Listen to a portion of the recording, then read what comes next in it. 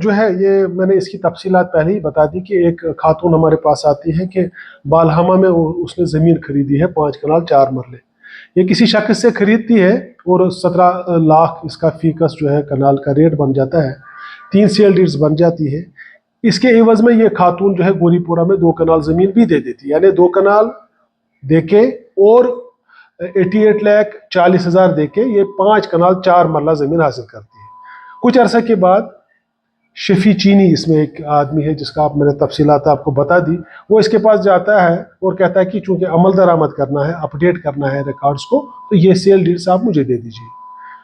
کچھ عرصے کے بعد پھر یہ سیل ڈیڈز لے کے اس خاتون کے پاس جاتا ہے اور خاتون یہ دیکھ کے حیران ہو جاتی ہے کہ اس میں خسرہ نمبرات چینج ہوئے ہیں، سروے نمبرات جو ہے وہ چینج ہوئے ہیں. تو وہ ہمارے پاس آ جاتی ہے اپلیکیشن دے کے، اور اسی اثنا میں یہ ایک اور جو ہے معاملہ اس میں یہ ہو جاتا ہے کہ ایک تیسرا شخص آ جاتا ہے اور اس 5 کنال اور 4 مرلے کی یہ زمین جو ہے اس پہ 2 کنال پہ کہتا ہے کہ یہ میرے زمین ہے، 2 کنال اور 10 مرلے زمین.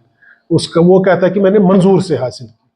بہرحال ہم چھان بین کرتے ہیں، اس کے بعد یہ پتہ چلتا ہے کہ واقعی اس عورت کے ساتھ دھوکہ دی ہوئی ہے، خسرہ نمبرات چینج کیے گئے ہیں، سروے نمبرات چینج کیے گئے ہیں،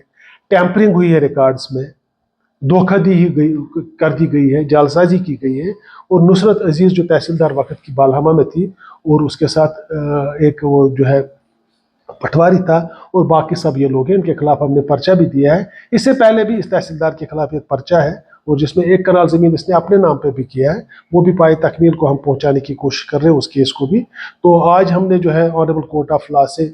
سرچ وارنٹس حاصل کی تھی اور اس وقت جب میں آپ سے بات کر رہا ہوں 7 مختلف جگہوں پہ بڈگام اور سری نگر اضلاع میں اس وقت جو ہے سرچ چل رہی ہے. اب چونکہ نئے قوانین ہیں، نئے قوانین میں ریسٹوریشن آف پراپرٹی کا ایک جو ہے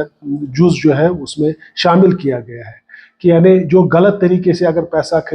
حاصل کیا ہے، غلط طریقے سے لوگوں سے پیسہ